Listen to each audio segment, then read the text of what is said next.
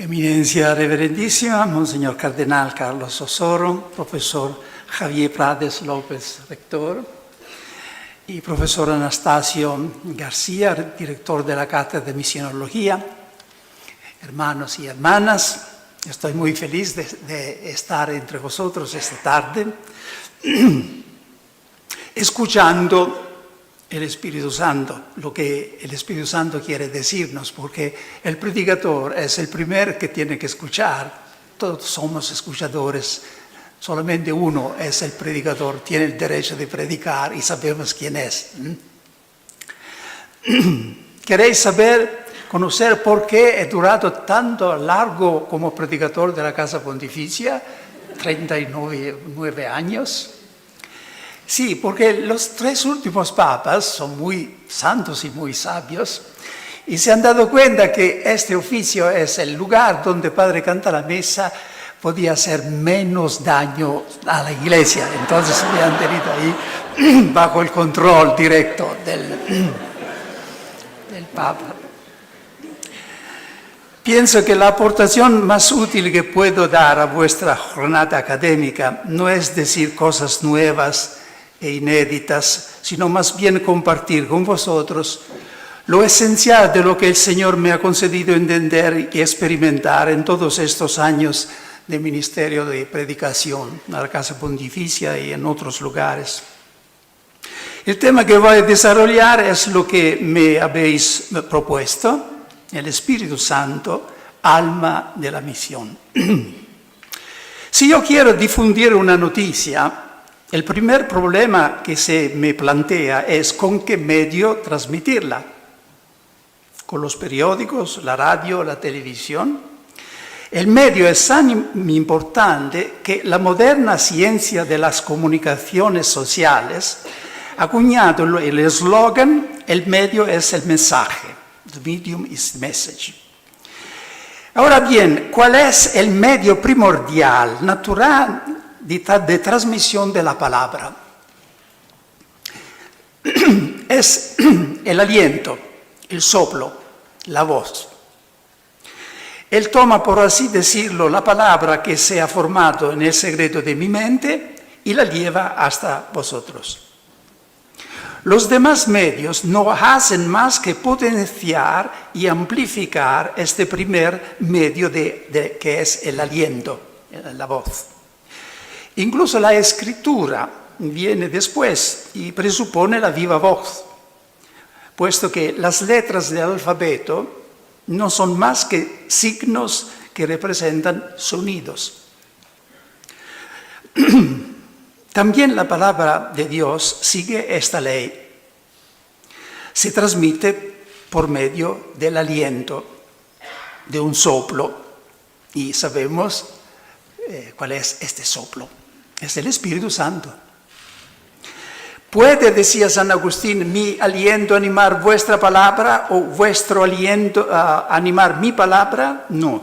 Mi palabra solo puede ser pronunciada con mi aliento y la vuestra con el vuestro. Así, de forma análoga, se entiende, la palabra de Dios solo se puede pronunciar, solo puede ser animada por el soplo de Dios, que es el Espíritu Santo. Esta es una verdad sencillísima y casi obvia, pero de consecuencias inmensas. Es la ley fundamental de todo anuncio y de toda evangelización. El Espíritu Santo es su verdadero y esencial medio de comunicación, sin el cual no se percibe más que el revestimiento humano del mensaje. Las palabras de Dios son espíritu y vida, y por tanto no se pueden transmitir ni acoger sino en el espíritu. Esta ley fundamental es la que vemos en acción concretamente en la historia de la salvación. Jesús comenzó a predicar impulsado por el Espíritu Santo, dice Lucas. El mismo Jesús declaró: el Espíritu del Señor está sobre mí, porque me ha ungido notad esta palabra, me ha ungido, me ha enviado a llevar la buena nueva a los pobres. Después de la Pascua, Jesús exhortó a los apóstoles para que no se alejaran de Jerusalén hasta que no hubieran sido revestidos de la fuerza de lo alto. Recibiréis la fuerza del Espíritu Santo que vendrá sobre vosotros para que seáis mis testigos. Es los Hechos de los Apóstoles 1:8. Todo el relato de Pentecostés sirve para poner de manifiesto esta verdad. Llega el Espíritu Santo y aquí que Pedro y los demás apóstoles en voz alta comienzan a hablar de Cristo crucificado y resucitado, y su palabra tiene un poder de convicción tan fuerte que 3.000 corazones empezaron a temblar. Se sintieron traspasados. El Espíritu Santo venido sobre los apóstoles se transforma en ellos en un impulso irresistible para evangelizar. San Pablo llega a afirmar que sin el Espíritu Santo es imposible incluso proclamar que Jesús es el Señor, que es la forma más elemental y el principio mismo de todo anuncio cristiano. Jesús es el Señor, es la semilla de que brotó todo el anuncio, incluso los 4 evangelios. San Pedro define a los apóstoles como aquellos que han anunciado el Evangelio en el Espíritu Santo. Esta frase muy densa es en la primera carta de Pedro 1:12. Los apóstoles son, y por supuesto los sucesores de los apóstoles, son aquellos que han anunciado el Evangelio en el Espíritu Santo. Con la palabra Evangelio indica el contenido de la evangelización, y con la expresión en el Espíritu Santo el método, el medio del anuncio. Entonces, en esta pequeña frase hay el contenido, que es el Evangelio, y el método, la manera, el Espíritu Santo. Sin embargo, nadie podrá expresar jamás el nexo íntimo que existe entre la evangelización y el Espíritu Santo mejor de cómo lo hizo el mismo Jesús la noche de Pascua. Al aparecer ante los apóstoles en el cenáculo, les dijo: como el Padre me envió a mí, así os envío yo a vosotros. Después sopló sobre ellos y les dijo: recibid el Espíritu Santo. Al dar a los apóstoles el mandato de ir a todo el mundo, Jesús les confió también el medio para poderlo realizar, el Espíritu Santo. Y lo confirió significativamente con el signo del soplo, del aliento, sopló.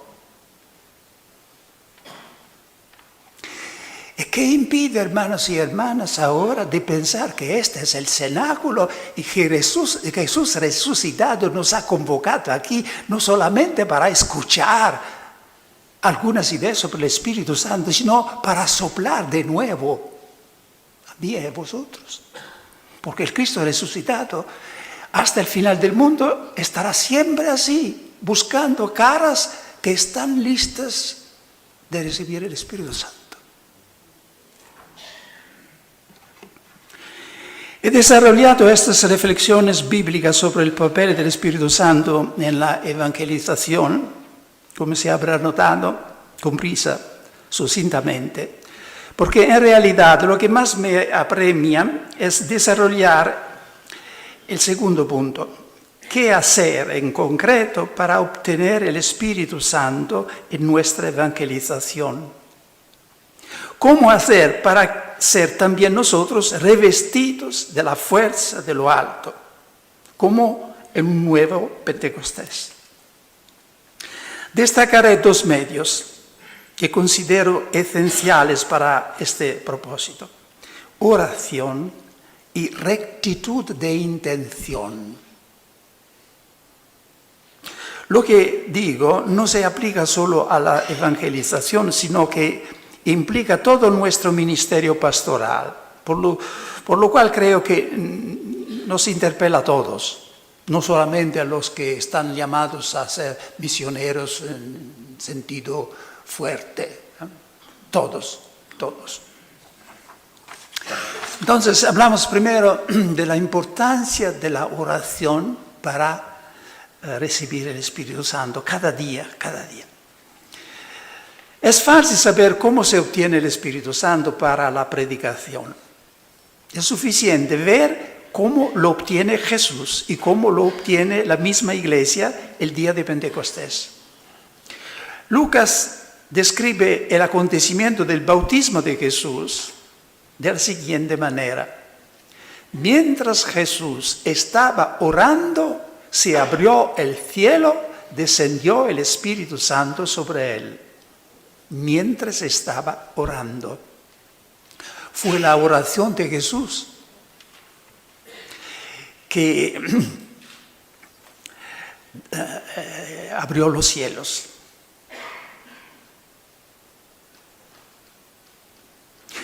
No mucho después, en el mismo Evangelio de Lucas, leemos: mucha gente acudía para oírlo y para que los curase de sus enfermedades. Pero él se retiraba a los lugares solitarios para orar. Ese pero adversativo es muy elocuente.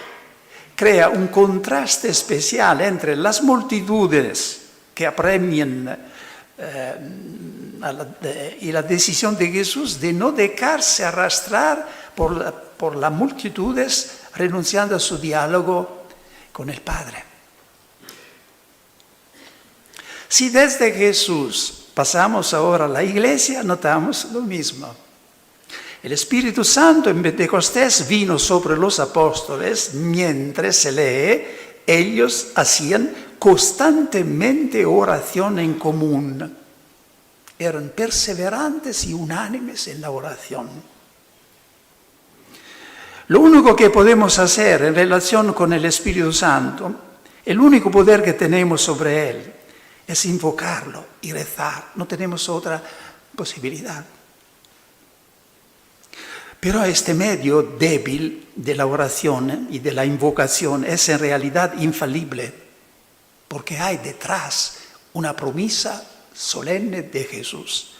Cuanto más el Padre del cielo dará el Espíritu Santo a quienes le pidan. Le piden en serio, no con la palabra solamente. No es suficiente la oración personal. Se necesita también una oración comunitaria. Una vez hablando en presencia de Juan Pablo II, Juan Pablo II, para mí es un poco difícil añadir santo porque siempre lo he conocido como Juan Pablo II. Una vez hablando en presencia de Juan Pablo II, expresé este pensamiento, que es un don increíble para un pastor, un evangelizador, tener un grupo de personas con las cuales puede orar, simplemente, sin distinciones jerárquicas. Porque parece que el Espíritu Santo viene de preferencia cuando hay una comunidad que ora, y en la cual los carismas se manifiestan. Para mí, un ejemplo maravilloso de esto es el capítulo 4 de los Hechos de los Apóstoles. Es un momento muy delicado. Pedro y Juan han sido amenazados por el Sinedrio de no hablar más en el nombre de Jesús. Y no saben qué hacer, porque si continúan a hablar, vendrá la policía y todo se acabará. Pero si se callan, traicionan el mandato de Jesús, ¿qué hacen? Van a la comunidad. En la comunidad, los discípulos y algunas mujeres se ponen en oración. Y ahí se manifiestan los carismas. Uno tiene el carisma de leer la Escritura en relación a la actualidad. Y dice, está escrito en el Salmo que los pueblos se han aliado entre ellos contra el ungido del Señor. Ahora bien, ahora se está realizando esta palabra, porque Pilatos y Herodes, el pueblo, se han unidos contra el ungido Jesús. Y otro tiene el carisma de aplicar la situación presente y se crea una atmósfera tal de fe que se produce un nuevo Pentecostés. Los muros temblan y desciende el Espíritu Santo y los apóstoles siguen hablando con parresía, que significa con ánimo, con libertad, con coraje. El esfuerzo para una evangelización mundial está expuesto a dos peligros principales. Uno es la inercia, la pereza, el no hacer nada y dejar a los demás que hagan, a la cátedra de misiología o la falta de fervor apostólico, el celo. El otro es lanzarse en un activismo humano febril y vacío, con el resultado de perder poco a poco el contacto con la fuente de la palabra y de su eficacia. Esto también sería lanzarse al fracaso. Cuanto más aumenta el volumen de la evangelización y de la actividad, más debe aumentar en calidad, si no en cantidad, el volumen de la oración. Se objeta, esto es absurdo, el tiempo es el que es, de acuerdo. Pero ¿quién ha multiplicado los panes? ¿No podrá acaso multiplicar también el tiempo? Por lo demás es lo que Dios hace continuamente y lo que experimentamos cada día. Después de haber rezado, se hacen las mismas cosas en menos de la mitad del tiempo. Desde que estoy en esta pequeña comunidad de contemplativa, hace 10 años, y tengo un tiempo de orar, de estar en silencio, porque es un lugar muy solitario, yo me he dado cuenta que preparo las charlas a la Casa Pontificia en mitad del tiempo que necesitaba ya. Se dice, ¿cómo estar tranquilos rezando? ¿Cómo no correr cuando la casa se quema? Hay tantas necesidades. ¿Verdad? Pero a veces yo digo, imaginamos que un equipo de bomberos ha recibido un alarme que hay un incendio y se precipita a apagar el incendio. Pero una vez en el lugar se da cuenta que no tiene ni siquiera una gota de agua en el tanque. Así somos nosotros cuando corremos, pero no tenemos agua que dar, no tenemos el agua viva. El paradigma de toda vocación apostólica es lo que está escrito en el Evangelio de Marco, el capítulo 3, versículo 13. Es el paradigma de toda vocación apostólica. Se dice, Jesús los llamó a los que Él quiso para que estuvieran con Él y para enviarlos a predicar. El orden en que son mencionadas las dos cosas es muy importante.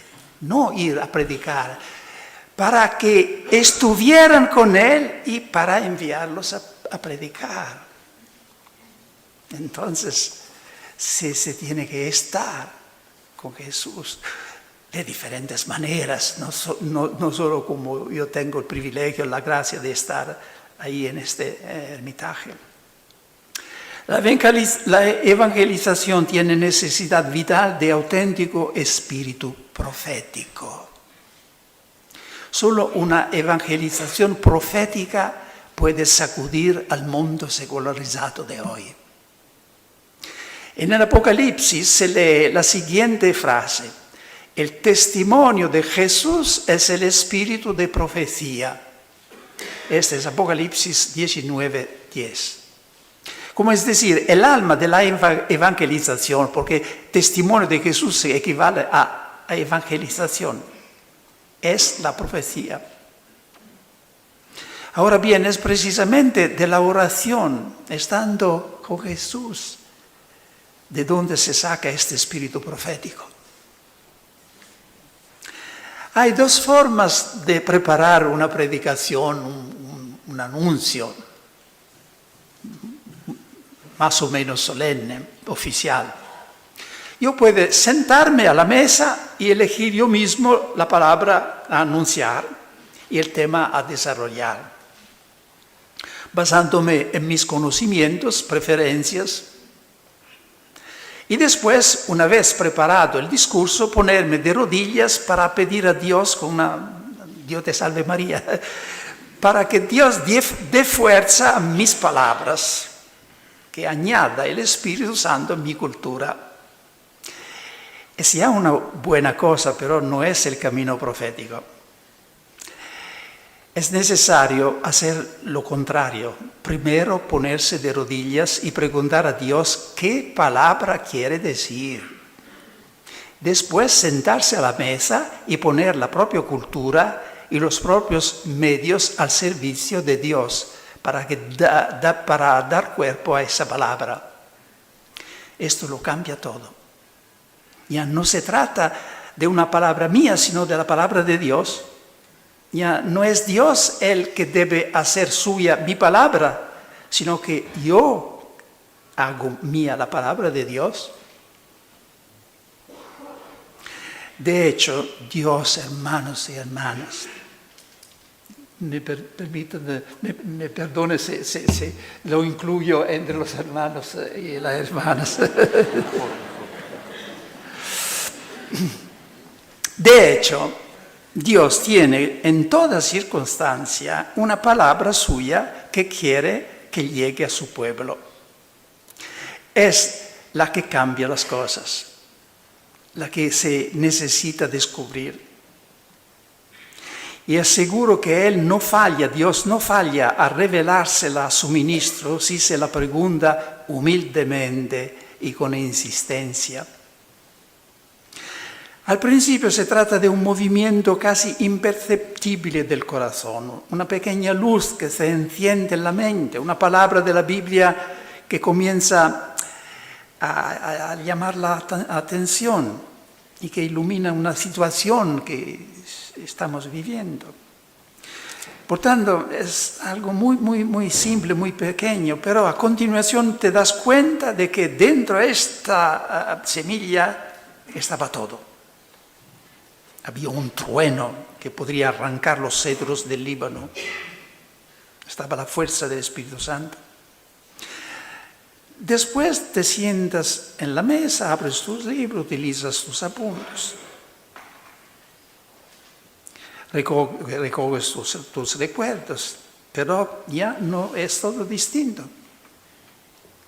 Será el mensaje de Dios que llega a la gente, porque yo estoy convencido que en cada circunstancia, incluso esta, Dios tiene una palabra que dirigir a su pueblo. En su corazón, el corazón de Jesús resucitado, hay una palabra, porque Él nos quiere. Y el oficio del evangelizador sería de entrar en el corazón de Jesús y descubrir cuál es esa palabra.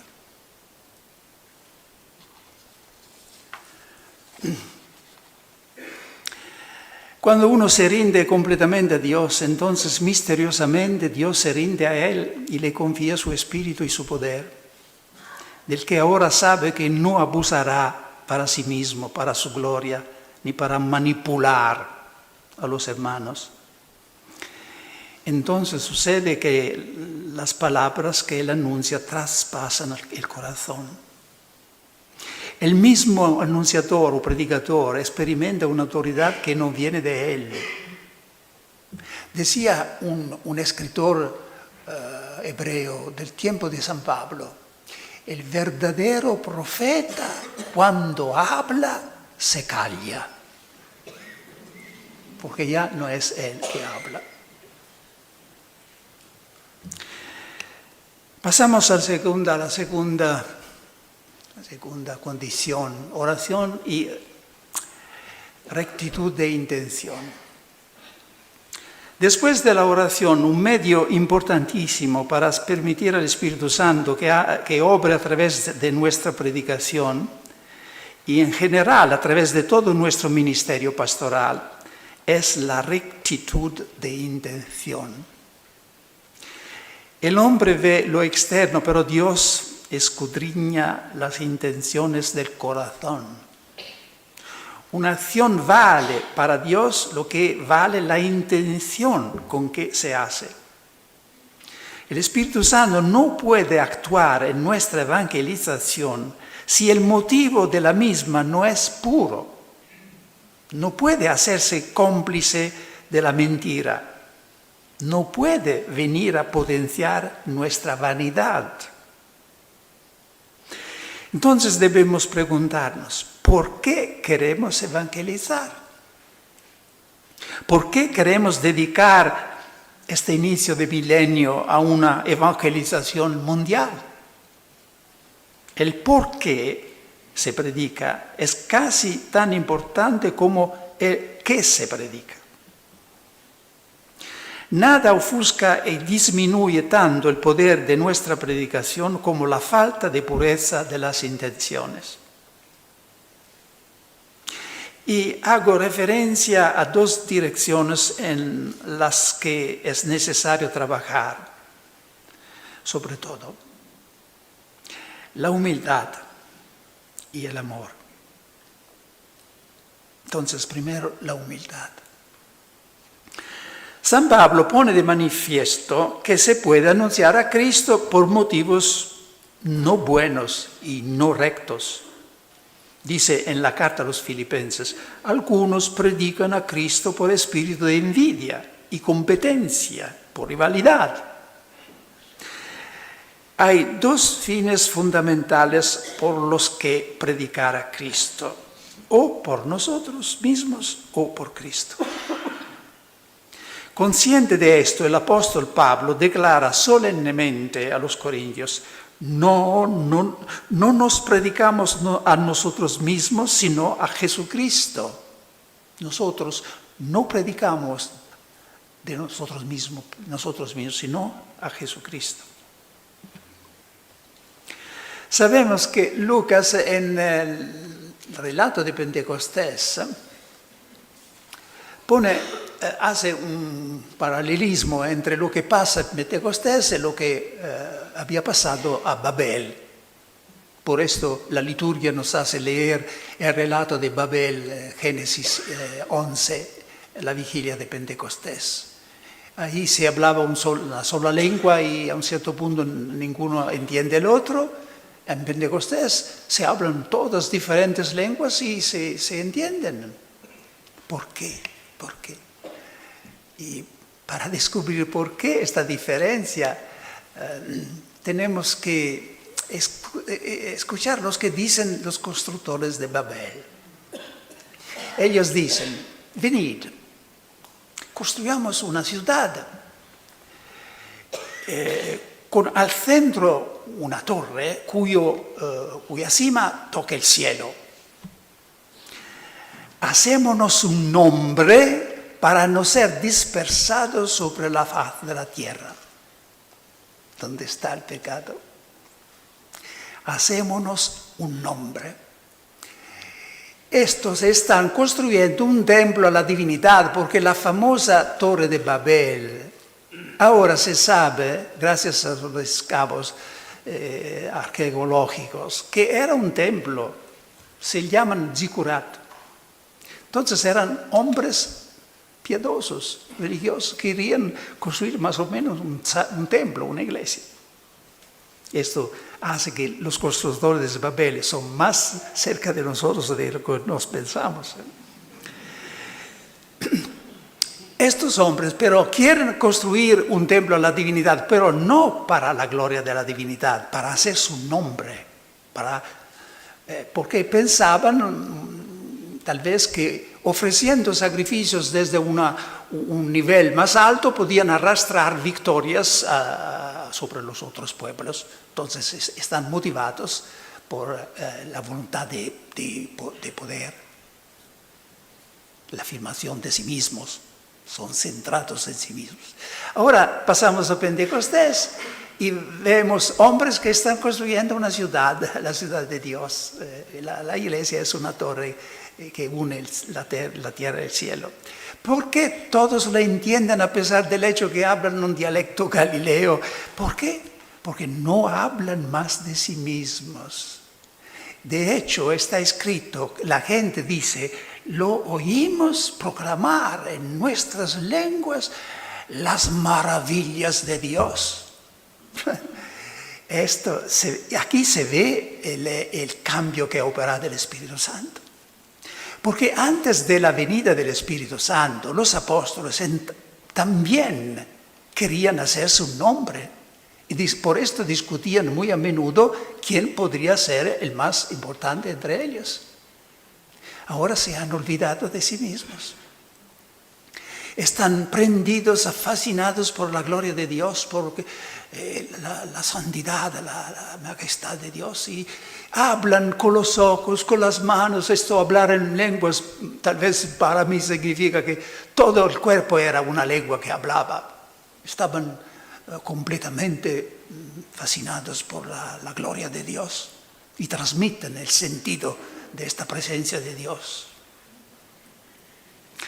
¿Qué aprendemos de este paralelismo entre Pentecostés y Babel?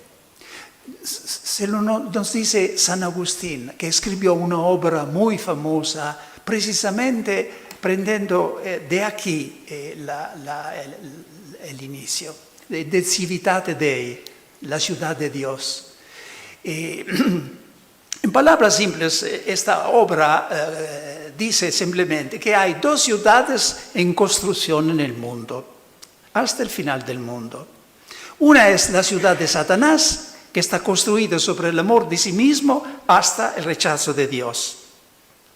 Y otra es la ciudad de Dios, que está construida sobre el amor de Dios, que puede llegar hasta el sacrificio de sí mismo. Bien. Estas dos ciudades son dos, ¿cómo se dice en castellano? Canteras, lugares donde se trabaja. Canteras, working places, Canteras. Son dos canteras abiertas hasta el final del mundo y cada uno de nosotros tiene que elegir en cuál de los dos quiere trabajar. Cada iniciativa, incluso la más espiritual, como la nueva evangelización, puede ser o Pentecostés o Babel. ¿Es Pentecostés? Sí.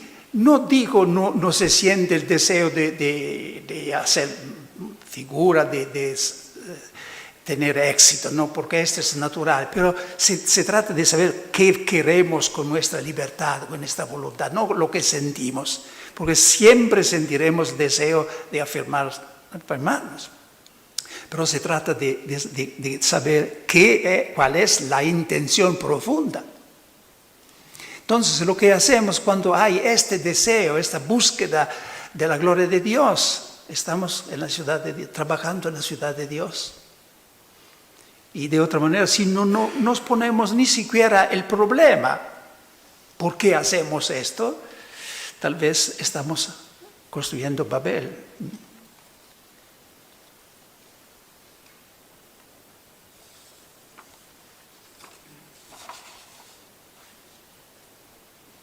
La solución es pedir a Dios que nos haga vivir una experiencia ardiente de su gloria, como hizo con algunos profetas.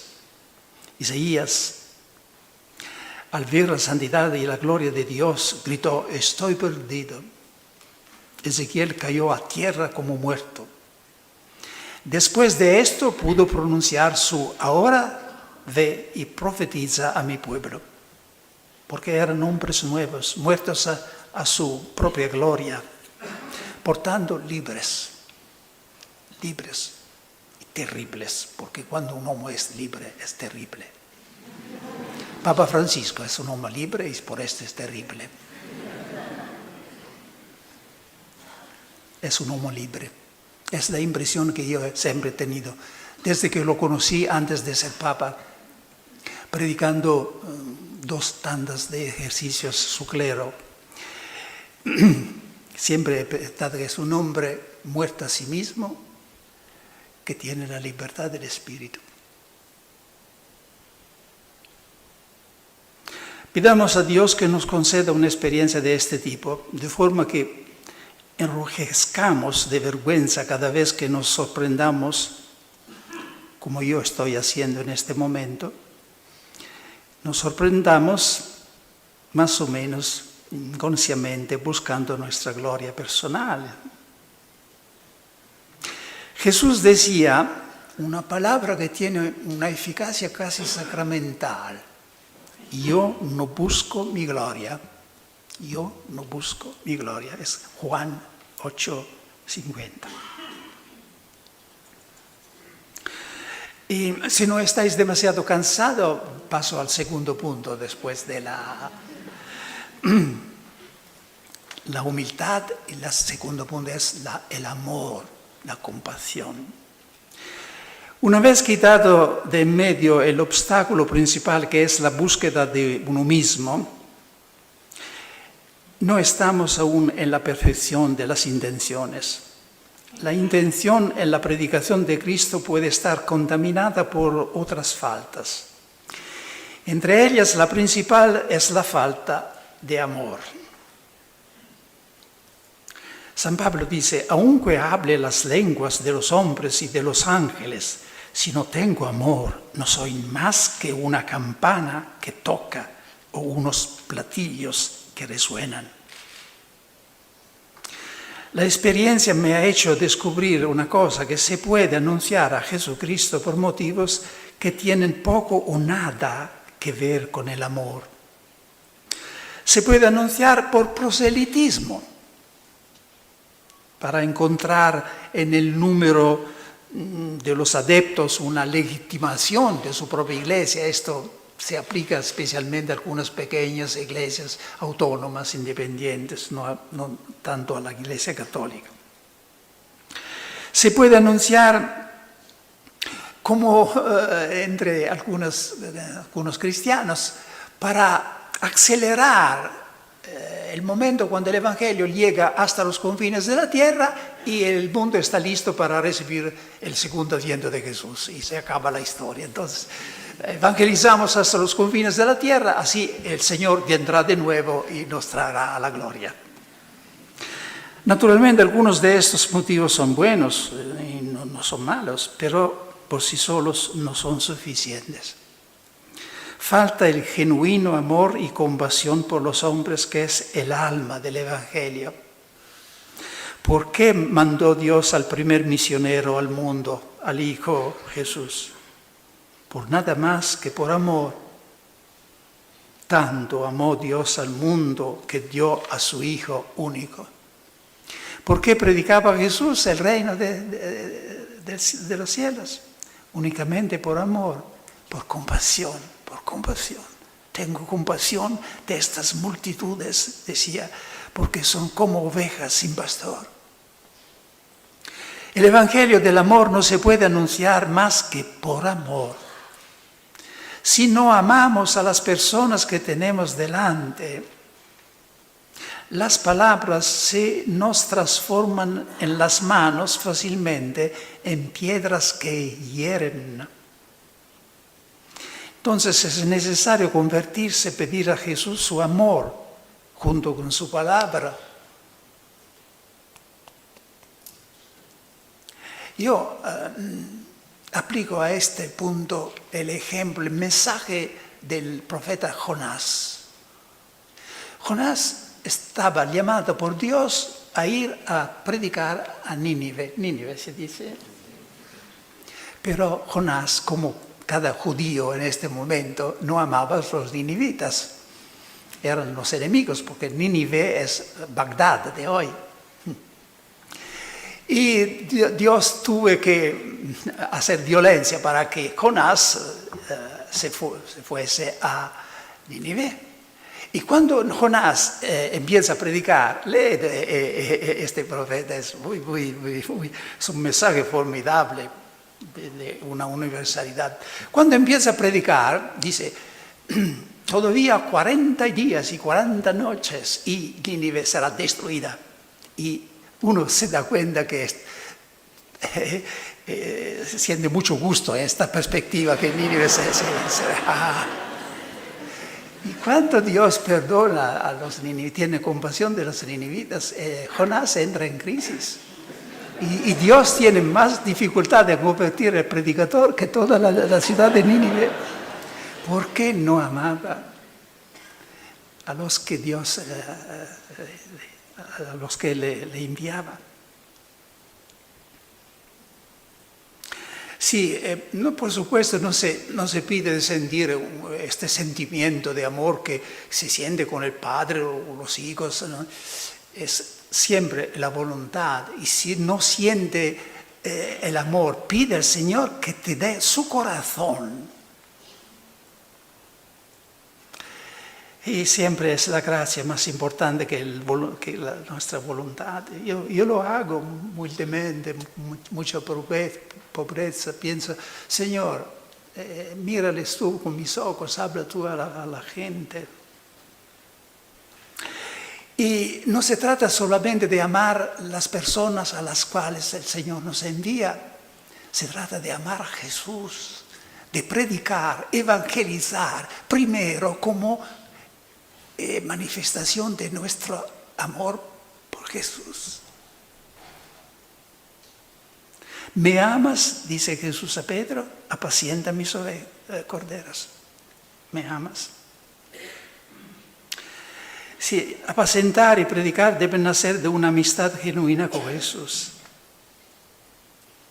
Es necesario amar a Jesús, porque solo quien está enamorado de Jesús, más o menos, lo puede proclamar al mundo con íntima convicción. Solo se habla con entusiasmo de lo que de que se están enamorados. El amor hace poetas. Y para ser evangelizadores no es suficiente ser profetas, se necesita ser poetas también. Me explico en qué sentido. Me explico con una palabra de un filósofo muy famoso, Kierkegaard. Kierkegaard es el fundador del existencialismo, pero era un creyente, un amigo de Jesús. Si fuera católico, yo habría empezado su proceso de canonización, porque era un gran amigo de Jesús. Bien, en una obra dice, hay el Dios que al inicio creó dos sexos, los hombres y las mujeres, diferentes, pero iguales en dignidad frente a Dios. El mismo Dios creó también dos categorías de personas, el héroe y el poeta, o el orador, que es como el poeta. El héroe es alguien que hace grandes cosas, grandes hazañas, incluso desafía la muerte. El poeta y el orador no es capaz de hacer grandes cosas, pero está feliz igualmente, porque su genio se expresa con la admiración. Él es el genio de la admiración. Y cuando ha encontrado un héroe digno de admiración, no cesa de ir de casa en casa, de ciudad en ciudad, sacudiendo a la gente diciendo que tienen que admirar al héroe. Él aplicaba todo esto a Abraham como héroe se dice héroe, y asimismo como el poeta. Entonces él era el genio de la admiración de Abraham. Pero cuánto más verdadero es esta observación aplicada a Jesús, que es el héroe, y a nosotros que tenemos que ser los poetas. Y los poetas en el sentido que el poeta es algo que habla con el corazón, que habla no simplemente con la cabeza, ¿no? El poeta es el que habla con los ojos, se evangeliza también con los ojos.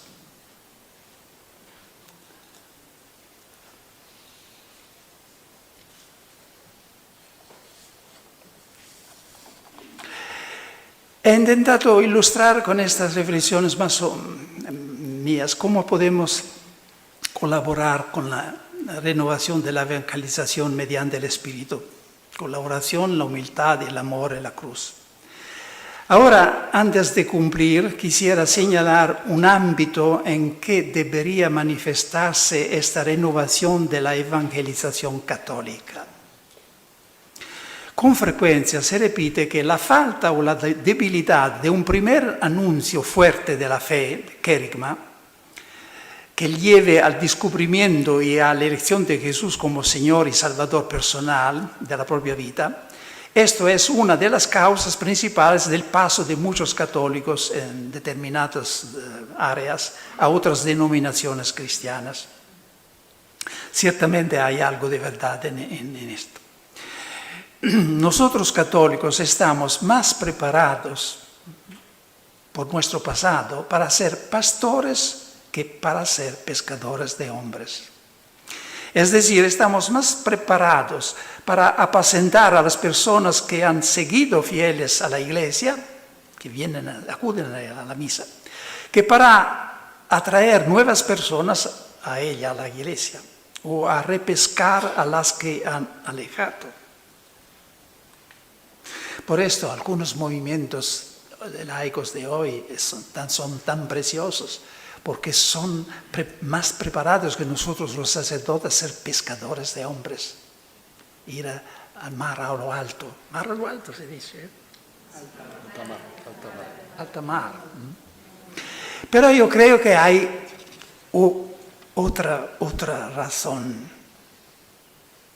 del malestar de la evangelización en la Iglesia Católica, que tal vez es más escondido.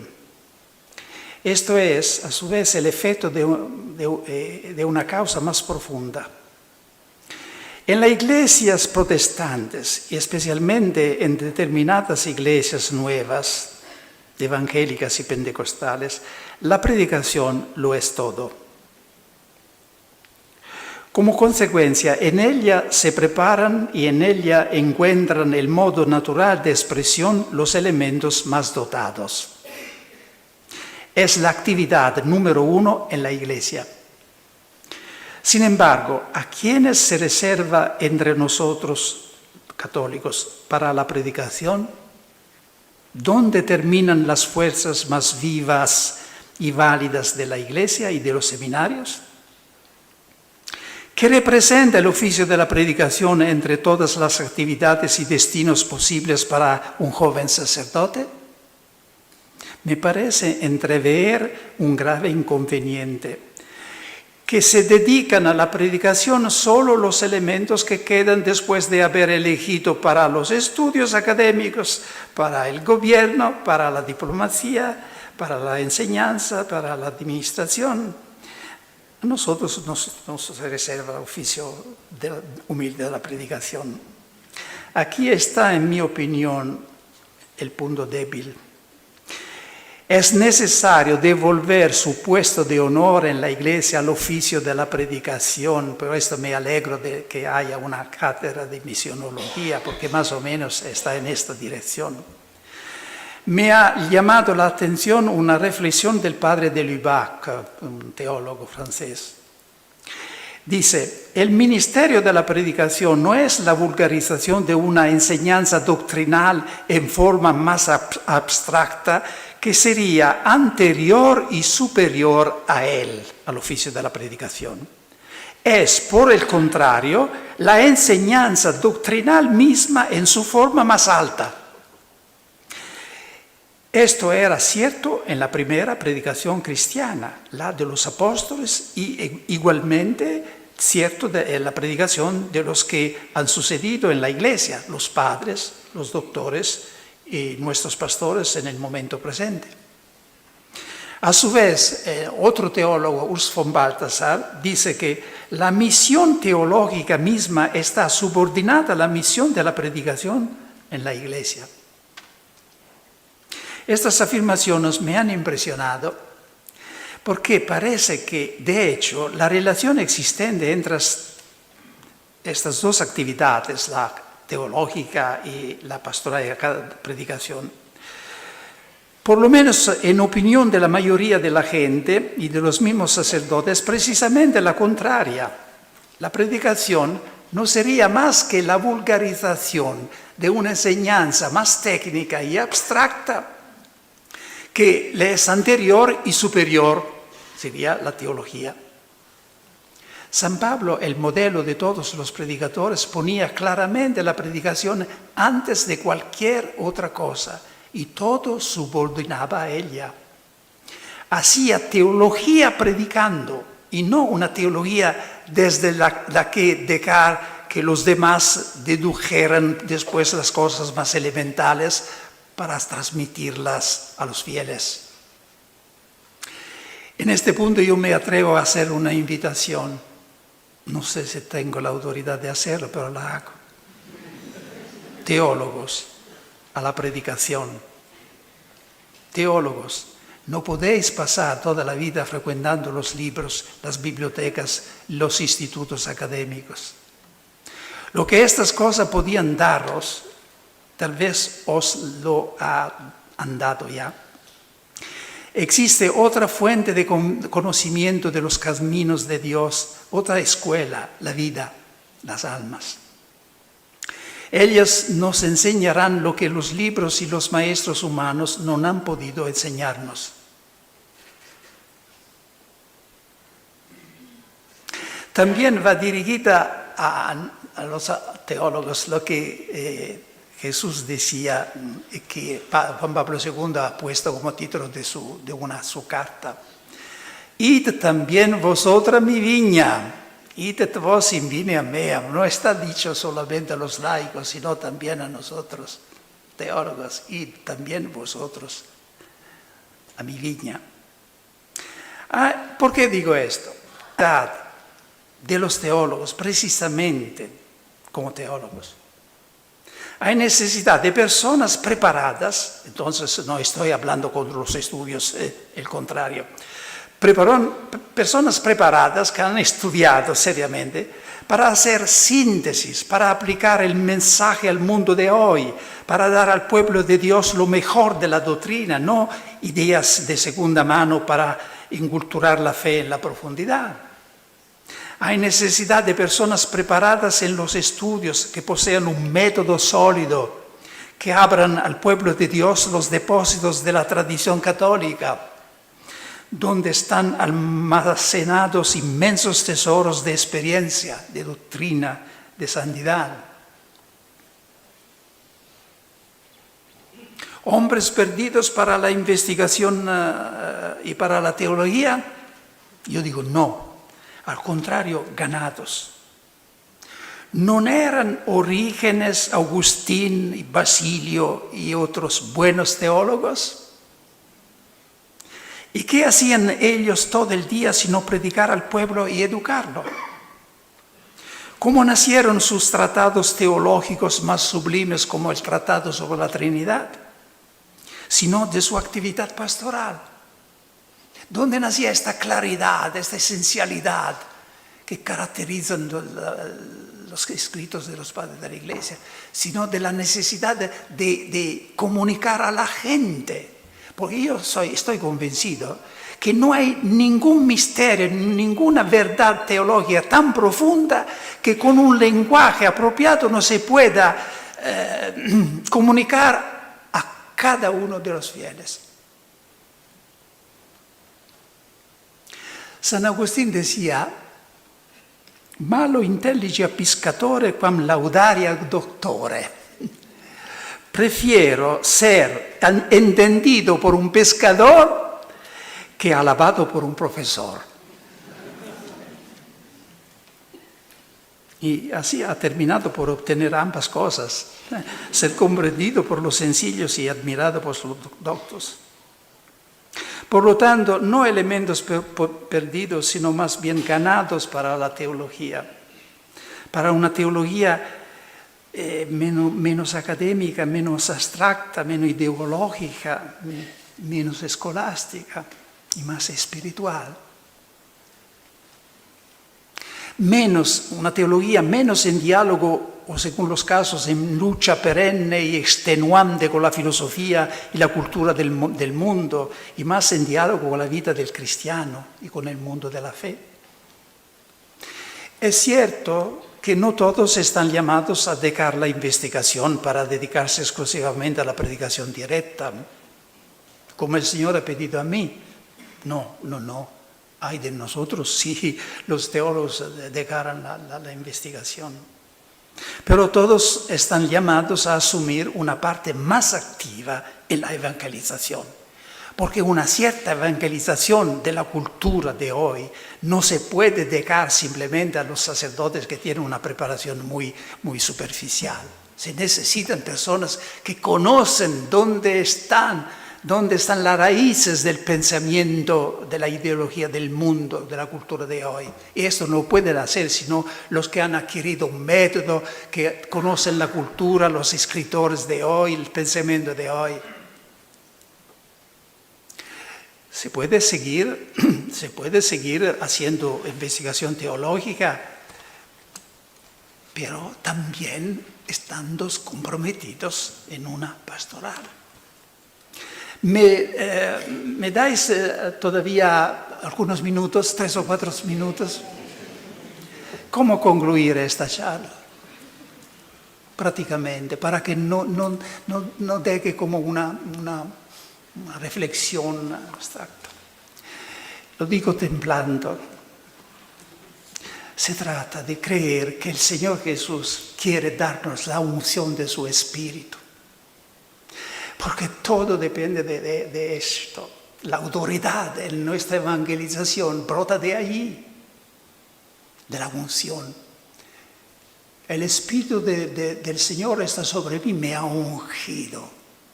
Esta es una imagen, la unción, no muy popular, pero es suficiente pensar que Cristo se llama Cristo, que significa ungido, desde el griego crio.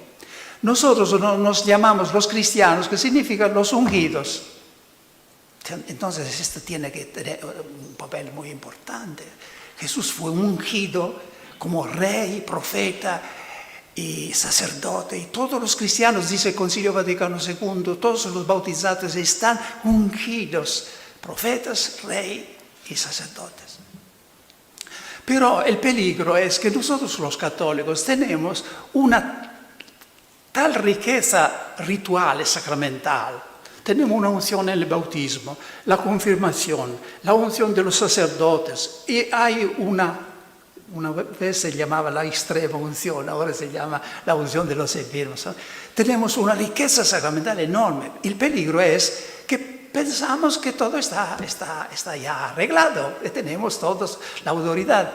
Sí, pero se necesita que esta unción se revive, que se vuelva activa. Como cuando se deja la ceniza y el fuego puede brillar. Yo tengo muchas ocasiones de hablar a los hermanos no católicos, muchas ocasiones.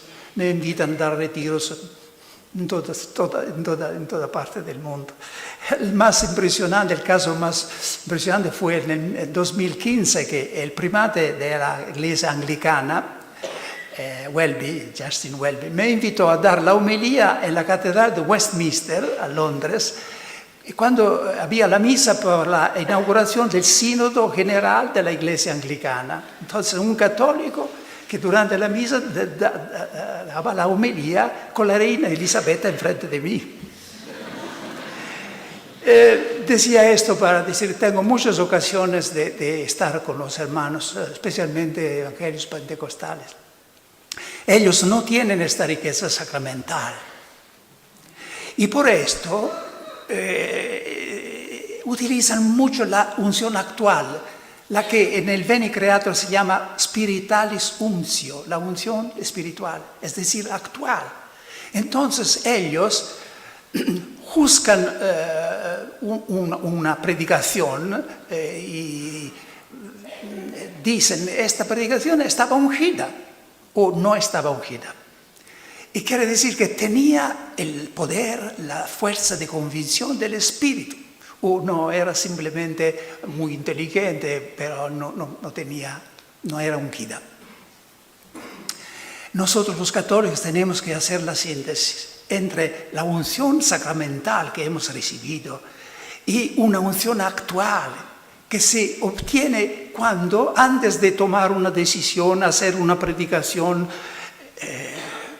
a veces cuando hablo la Casa Pontificia añado, antes de hacer un nombramiento, se dice nombramiento. Simplemente se necesita ponerse un poco en oración, decir, Señor, dame la unción de tu Espíritu.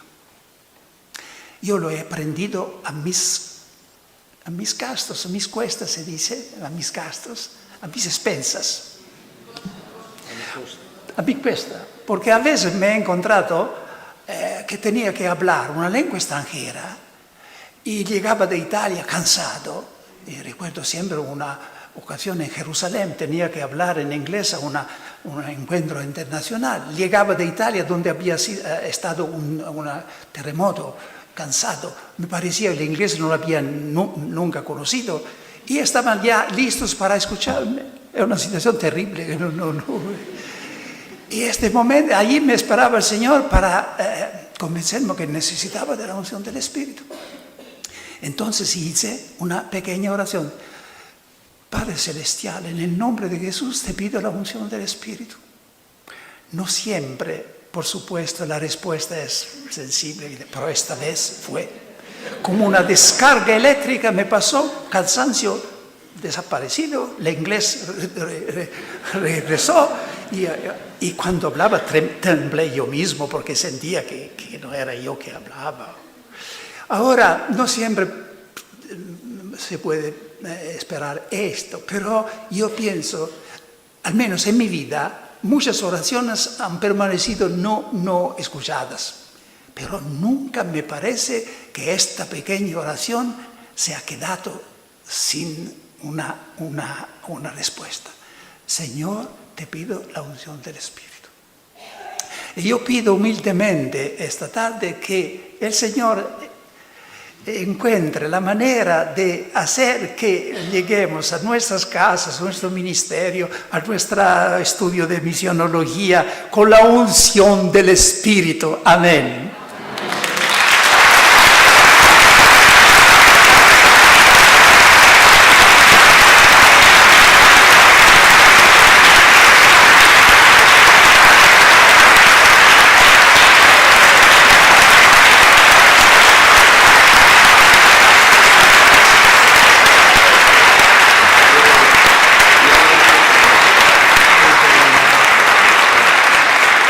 Porque si se empieza después, no se puede cortar fácilmente.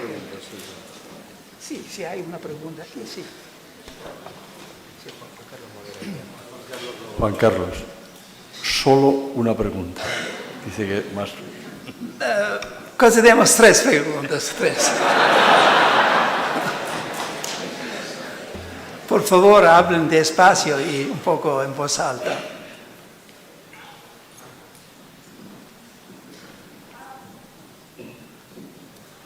Muchas gracias por sus palabras. En este mundo parece que no está de moda hablar de Dios, hablar del Espíritu Santo, pero parece que está menos de moda hablar del maligno.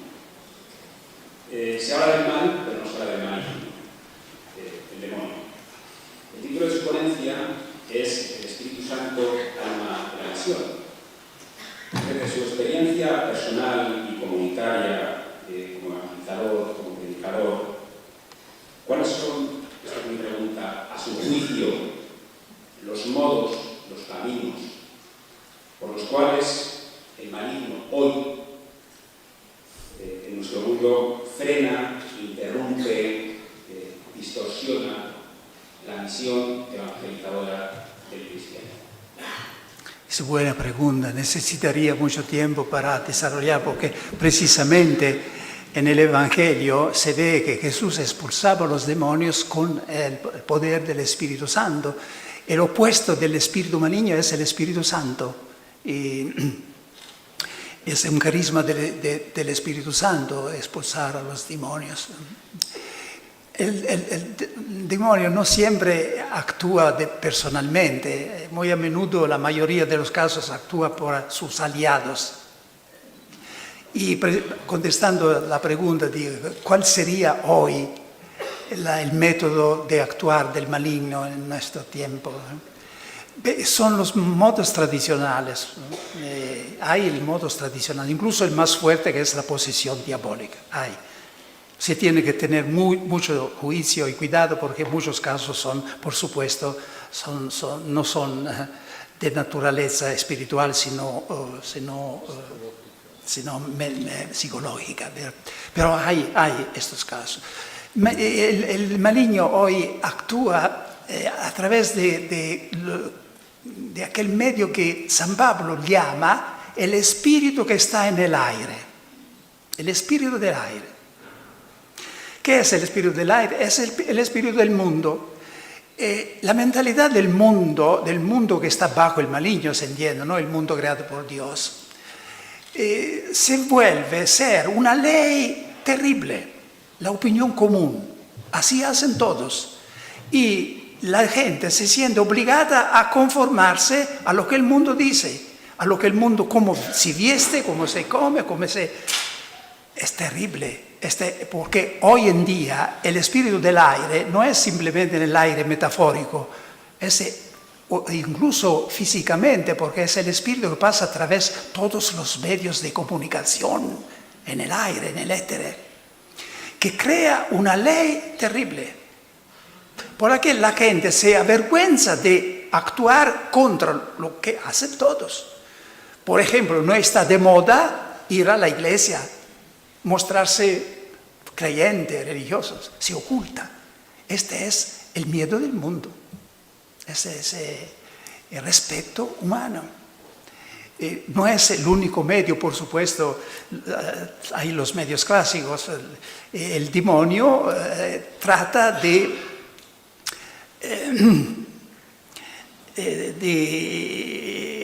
corromper los dones de Dios. Entonces, la sexualidad, por ejemplo, que es un dono de Dios, pero qué desastres el demonio actúa a través de la sexualidad, cómo ha transformado el amor en posesión.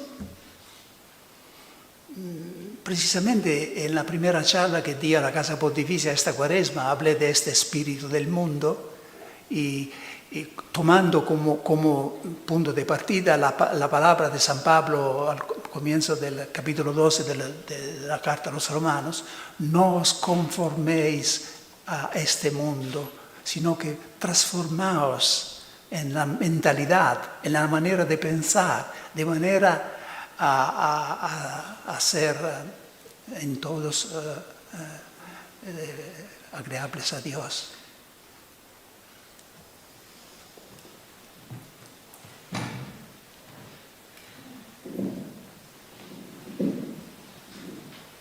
Muchas gracias por la ponencia, que está muy buena.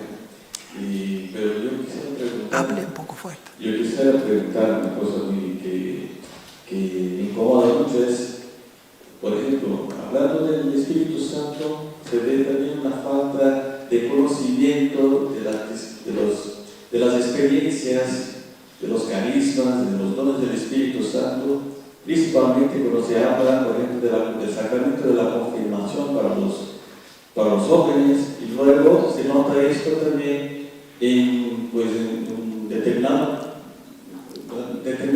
cantidad de curas o de sacerdotes que ya tienen un poco de rechazo o miedo de las experiencias espirituales, de los carismas del Espíritu Santo, con lo cual parece que es una cosa que se ha quedado nada más para el movimiento de renovación carismática, y que a veces no parece que se asume esto como es algo también para toda la iglesia, o para todos los curas, para toda la gente que sirve como está y que recibir. Entonces yo quisiera, ¿qué podríamos hablar por eso, ¿no? Porque hay muchos curas que veo que tienen cierta resistencia a conocer o a tener experiencia del Espíritu Santo, y muchas veces eso se pone dificultad para la misión. O sea, mientras los pentecostales, pues es poco, claro, aquí tiene discernimiento, pero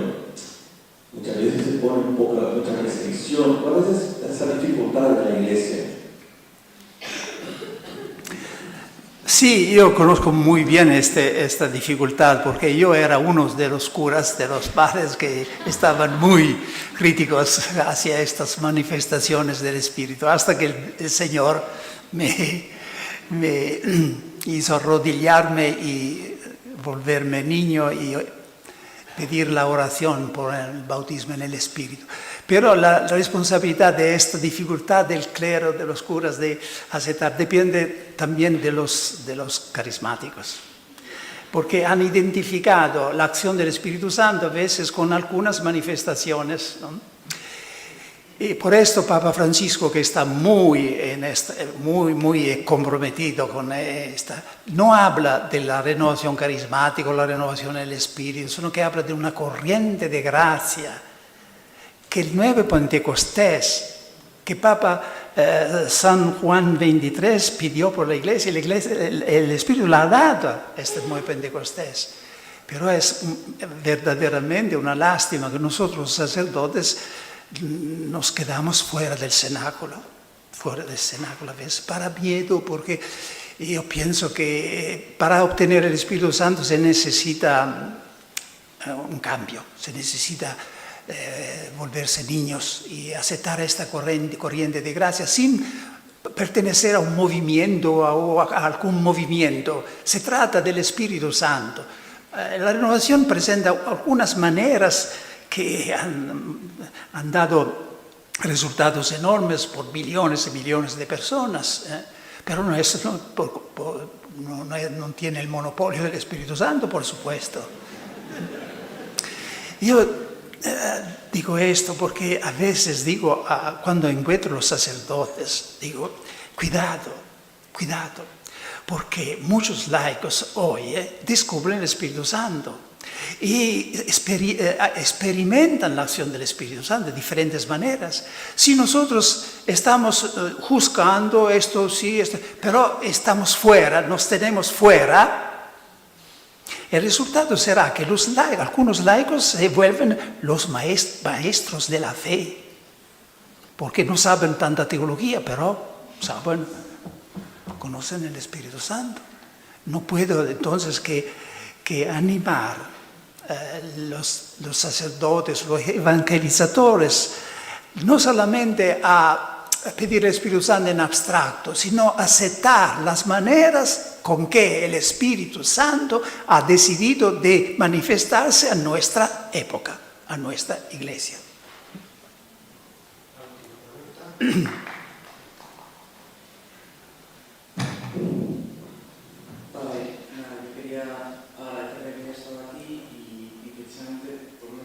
Hable, por favor, un poco más fuerte. Por lo que hablaba al final, un poco de lo que yo como católico quizá he podido echar en falta, o fue precisamente en un grupo de formación carismática, pero antes incluso con predicaciones suyas escuchadas por internet, que tengo la sensación de haber sido evangelizado.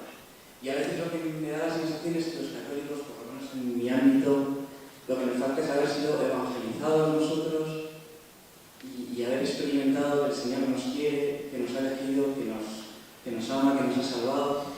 Y entonces cuando uno es testigo de eso y experimenta esa salvación de Dios en su vida y ese amor de Dios, se convierte automáticamente en testigo y evangeliza.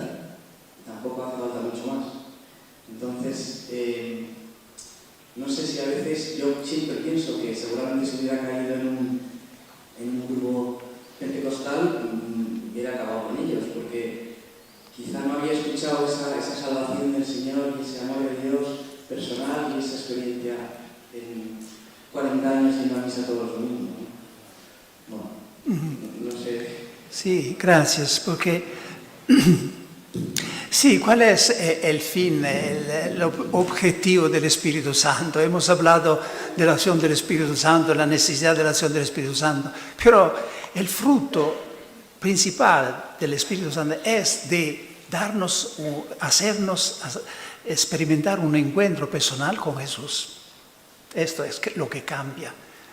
Si una persona ha tenido un encuentro personal con Jesús, después sin hablar, sin necesidad de hablar, de evangelizar, se vuelve un testigo del Espíritu Santo. Permitidme de insistir sobre esto. Hay una diferencia entre el personaje y la persona. El personaje es alguien de que se habla, se escribe, pero con el cual no se puede hablar, o al cual no se puede hablar. La persona es alguien con que se puede hablar, en tú. Desgraciadamente, para la mayoría de los cristianos, Jesús es todavía un personaje. El día que se vuelve una persona, es decir, una persona que ha resucitado, está viviente, está frente de mí, este es el día de Jesús. No es más un personaje de la Biblia, de que hacemos un memorial sacramental de la Eucaristía, todo lo que se quiere, pero entre nosotros y Él hay siempre una intercapedine, se dice en italiano, un obstáculo.